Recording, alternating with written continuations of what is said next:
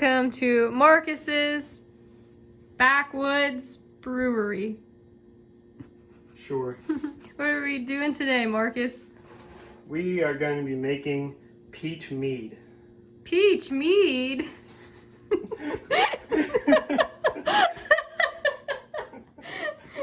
thought it was going to sound better than that. It works.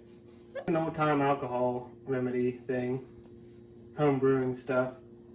That is dated all the way back to like the Egyptians and Vikings and stuff. It's just something real simple. Just water, honey, and some yeast. You can get it anywhere. Your local Walmart? Local Walmart.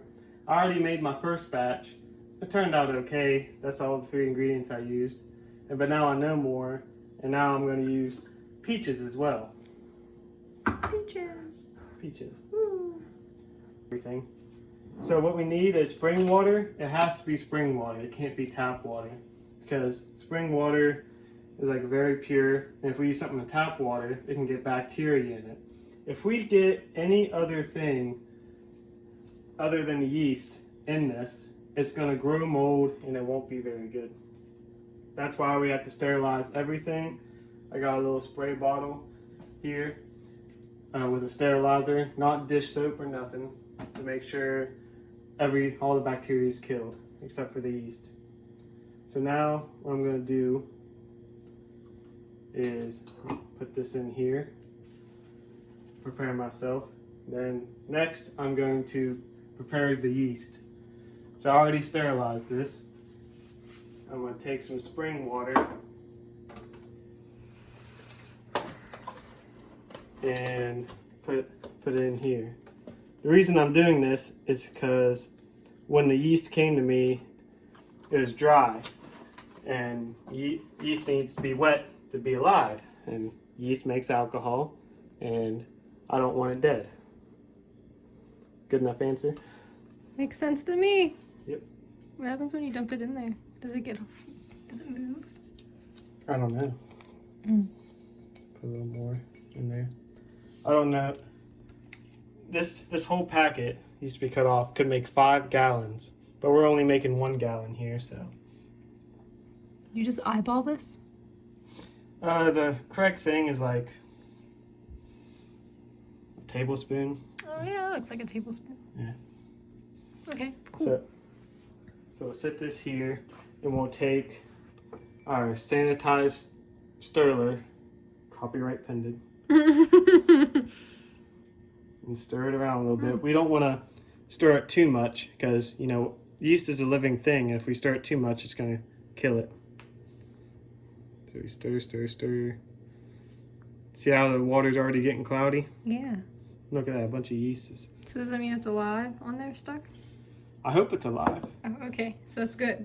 Right. Okay. Because when I first made this, I was supposed to duct tape the end shut and put it in the freezer. Well, not freezer, the refrigerator, to make it last longer. But I just left it out next to our broken printer in a little bag.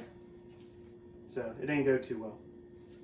So now, while we let that prepare, because it needs at least 10 to 15 minutes to prepare itself, get back to shape, I'm going to dump the first set of spring water in here. Because this is 1.5. Yeah. And you notice here we got 2 funnels too. This one's the wet funnel and this one's the dry funnel. 2, count them, 2. 2. This one will handle anything liquid and this one will handle anything dry. Because we're going to put the honey through here too and the peaches, so it's going to get real sticky. So if we end up putting the yeast through there, it might get stuck on here in the wet funnel and not go all the way into the bottle.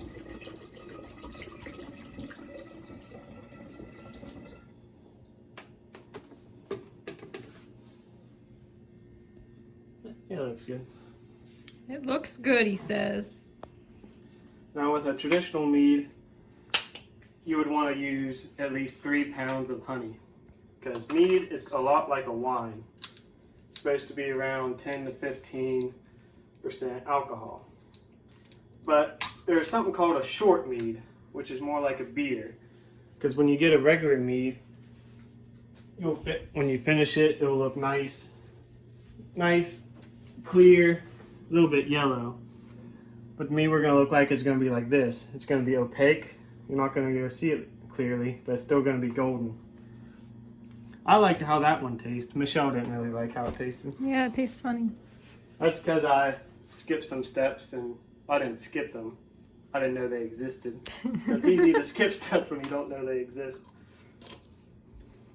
Tastes very strong to me. And I don't think it is. So I'm only using 2 pounds. All the short mead recipes recommended 1 pound, but you know, I'm a rebel. So get a close shot of that action.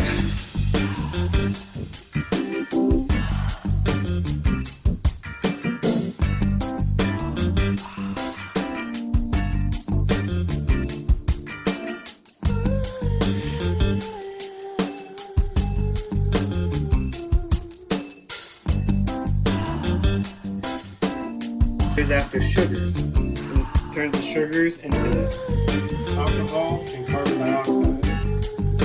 And we'll get to why that's important later on. Oh yeah. Oh, she's strong. She's crushing the bottle. She's crushing the bottle. So we finished the honey mostly, and we were just looking at it.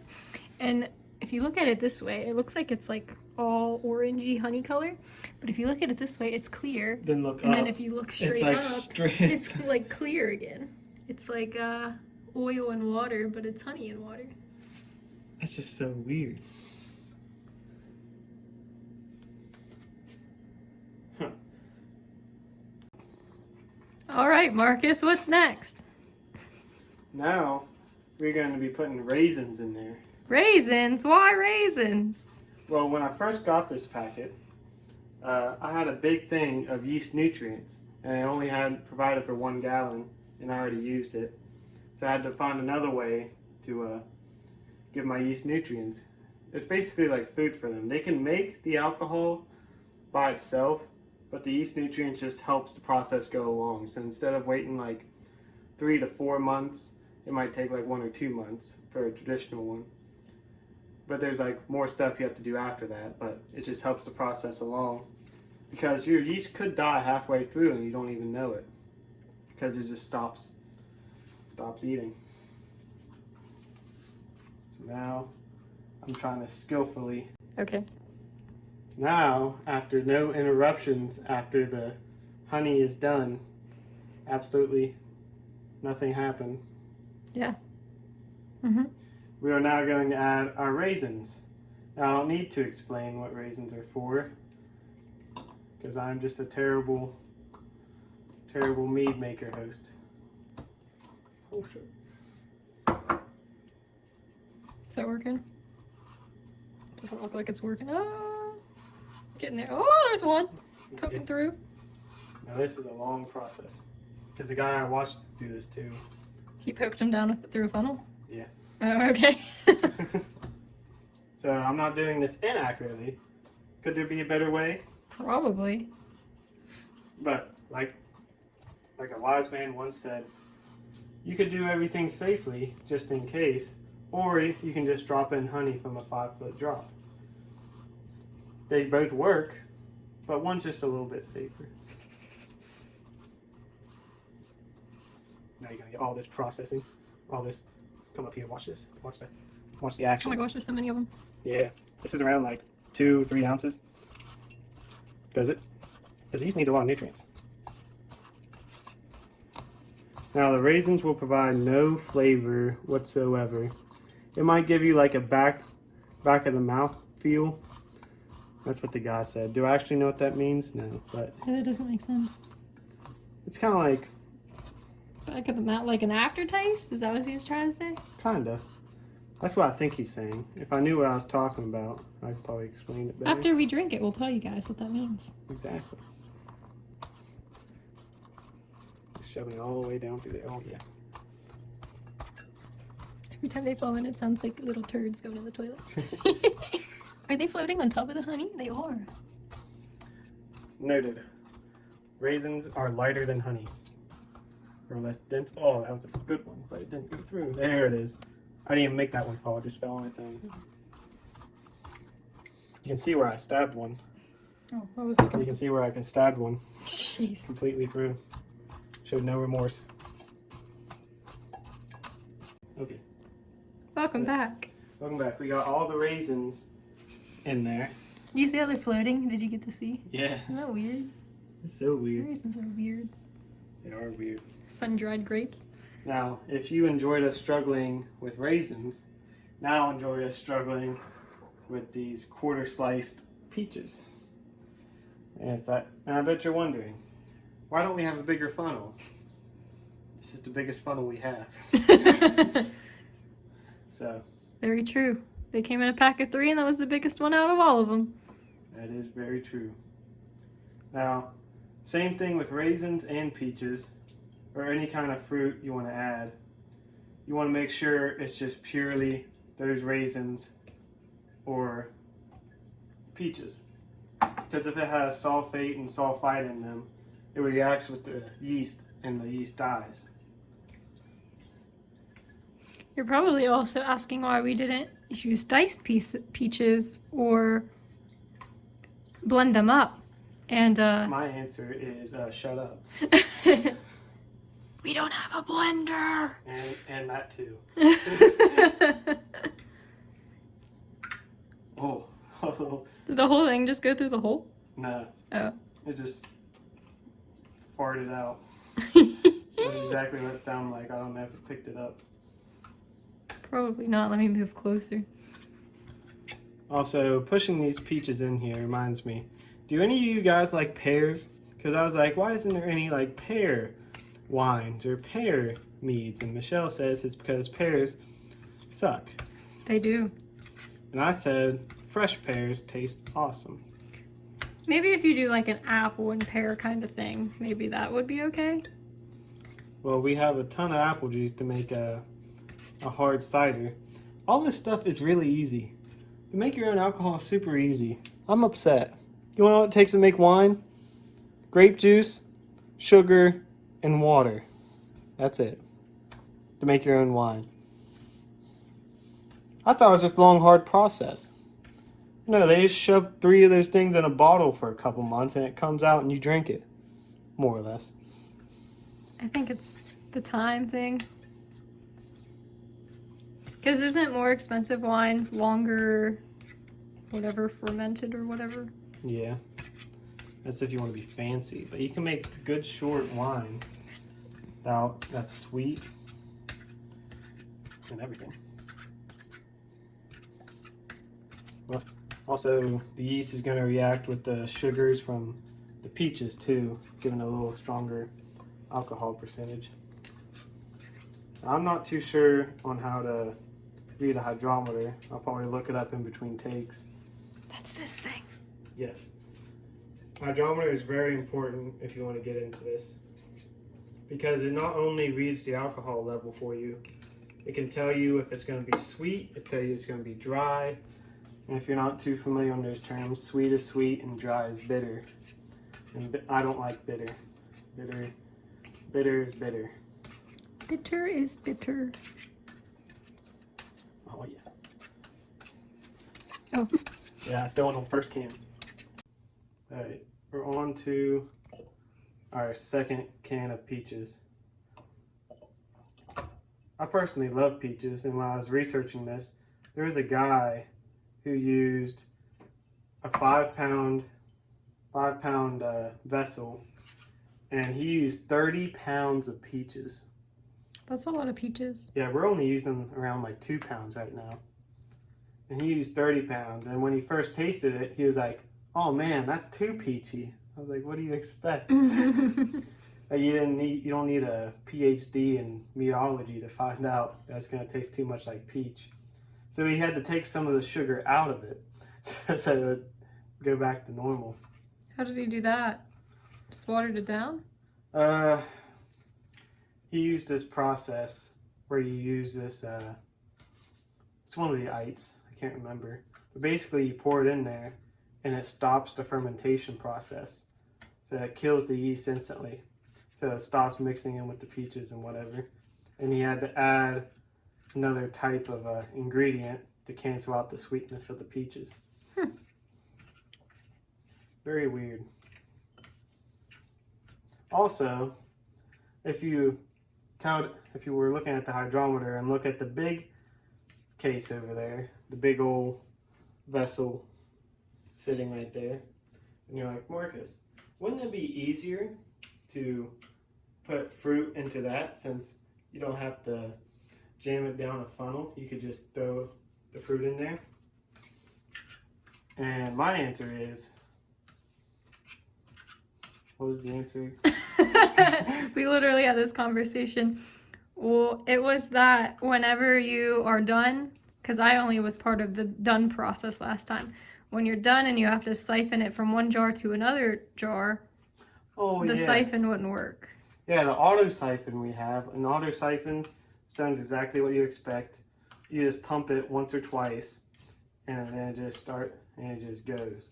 Well, the auto siphon we have is exactly too small to fit this, like exactly to the millimeter. Like it goes past the lid, and then like right around right here, it gets stuck. And it's supposed to go all the way to the bottom. So I was like, why do I only have the only 1 gallon vessel that the auto siphon doesn't work in? I don't know.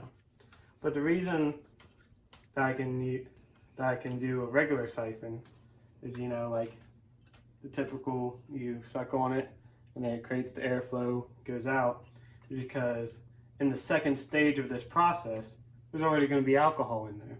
And alcohol is going to kill those germs that I get from siphoning it that way. If I siphon it right now, like if I just spit in this, it's going to grow mold and then it's not going to be very good. And also, from all the videos I've seen, they used fresh peaches. I was going to ask that. Yeah, they use nothing but fresh peaches. And then you have to do a process. You can't just cut it up and throw it in there. You have to boil the peaches. Then you have to freeze them. Then you have to thaw them back out. And then you have to de-pit them, get the seed out of the middle. And then make sure you take the skin off too throughout that process. So when I was thinking about using canned peaches, I was like, do I have to freeze them, thaw them? Because usually when you put fruit in mead, you usually have to freeze them and let them thaw out to let it, you know, get to the sugars better. But at the same time, I'm beating the crap out of these peaches. So I think I don't need to put them in a freezer to beat these guys up. So I think it like cancels each other's out, you know, Pim does, the math. I don't even know what just happened. We're not going to use that one. We don't talk about peaches. No. We don't talk about peaches. And just look how much. This was halfway filled when I first started it. So look how much peaches is in there. Yeah. So now. And raisins. So now, before putting the rest of the water in there, and we have to shake it up because right now it's all in layers. So now, see, if it wasn't so filled, this would be easier. I should have put less water in here to accommodate for everything else. You can see the raisins splashing around. Yeah, get a look at this. See everything moving around. This is a lot heavier than you think it is. Yeah, it's like what, 2 pounds of peaches, 2 pounds of honey. Yeah, look at all that in there. Ooh. Look at all the action. Look at all that foam, all that sugars. I don't know if that's actually what it is, but. Yeah, probably from the syrup of the peaches. This is also called oxidizing. It's not meat yet. I forget the technical term. We might edit it in there later. Oxidizing your concoction. Yes. So It's the pizzas are floating now. yeah, it's good to oxidize it in the first stage. Like if I did this in like 2 weeks time, mix it all up in there, it will taste terrible. Oh, I thought you were gonna say it would explode. No. Because that would be pretty cool. I mean, not really, because it would be messy, but like in general. I'm putting this in the closet. It'll get over all of our clothes. No, you didn't blow up the last one, so. I know, I'm proud of myself. I checked on it like once a day for like 3 weeks, well now only 2 weeks. Because I was so scared it was just gonna blow up. Yes. Yeah. Now there's living things in here, so I slowly pour it in. See, if I would have did this before,